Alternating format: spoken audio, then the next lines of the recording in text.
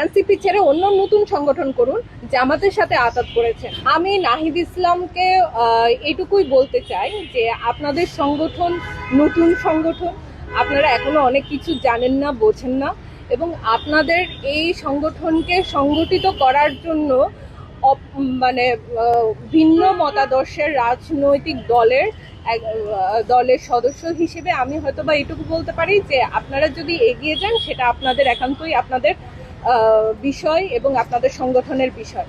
কিন্তু আরেকটা সংগঠনকে অপমান করে এবং তাদেরকে আপনারা যেখানে বাংলাদেশ ছাত্রলীগকে নিষিদ্ধ করার মূল হোতা ছিলেন এবং বাংলাদেশ আওয়ামী লীগকে নিষিদ্ধ করার মূল হোতা ছিলেন, সেই জায়গা থেকে একজন সাধারণ কর্মী যখন সে তার সর্বস্ব হারিয়ে, বাড়ি ঘর তার ফ্যামিলি থেকে হারিয়ে, লুকিয়ে নিজেকে আত্মগোপন করে আছে বিভিন্ন জায়গায় এবং অনেকে দেশের বাইরে চলে গেছেন, তো সেই জায়গা থেকে আপনারা কতটুকু দায়িত্ব নিয়েছেন একজন রাজনৈতিক কর্মী হিসেবে, অন্য রাজনৈতিক কর্মীদের প্রতি কতটুকু সহানুভূতিশীল ছিলেন? তো সেই সহানুভূতিশীল অবস্থান তো আপনাদের মধ্যে আমরা খুঁজে পাচ্ছি না। তো আপনাদের এই সহানুভূতিশীল জায়গা তখনই তৈরি হতো যখন আপনারা ক্ষমতায় ছিলেন বা আপনারা কিংস পার্টি ছিলেন। সেটা অঘোষিত হলেও সেটা আমরা সকলেই ধরে নিয়েছি আপনারা কিংস পার্টি ছিলেন, এবং এখনো পর্যন্ত আপনারা ডক্টর ইউনূসের তার যে এজেন্ডা এবং তাদের সাথে আপনারা আঁতাত করছেন, এবং আপনারা মাঝে মাঝে বলছেন আপনারা ডিপ স্টেটে আপনাদেরকে সবকিছু করেছে। তো ডিপ স্টেট যদি করেই থাকে তাহলে আপনাদের এই সংগঠন কেন? আপনারা উল্টো সংগঠন এনসিপি ছেড়ে অন্য নতুন সংগঠন করুন। হ্যাঁ, তারপরে আরেকটা বিষয় আপনারা জামাতের সাথে আঁতাত করেছেন।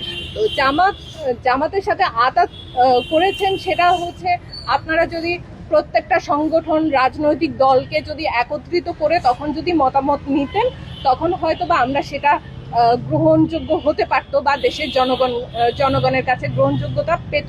কিন্তু আপনারা একটা অর্ধেক জনগোষ্ঠীকে আলাদা করে তখন আপনারা আঁতাত করছেন যে আমরা কিভাবে রাজনৈতিক দল প্রতিষ্ঠা করব, সেটা নিয়ে আপনারা কাজ করছেন। তো সেটা আসলে কতটুকু ফলপ্রসূ হবে সেটা তো আমাদের একেবারেই এজেন্ডার বাহিরে, সেটা তো আমাদের দেখার বিষয় না। আপনারা কতটুকু কি করতে পারবেন সেটা দেখার বিষয় না। এবং আমি মনে করি যে বাংলাদেশ ছাত্রলীগ থেকে শুরু করে সকল রাজনৈতিক দলের অন্যান্য যারা আছেন তারা সকলেই জানে আপনারা একটি ভুয়া সংগঠন এবং ভুয়া রাজনৈতিক দল, এবং আপনারা যাদেরকে সমর্থন দিচ্ছেন সেটা আসলে কখনোই আগামীতে যে মানে বাস্তবায়িত হবে না। এবং আমাদের আগামী জেনারেশন যারা আছে তারা অলরেডি বুঝে গেছে যে আপনাদের এই সংগঠনের মাধ্যমে তাদের আসলে কোনো মানে তাদের রাষ্ট্রীয় বা জনগণের কাছে যাওয়া বা জনগণের ম্যান্ডেটকে বাস্তবায়িত করার কোনো কিছুই আপনাদের মধ্যে এখনো পর্যন্ত নেই।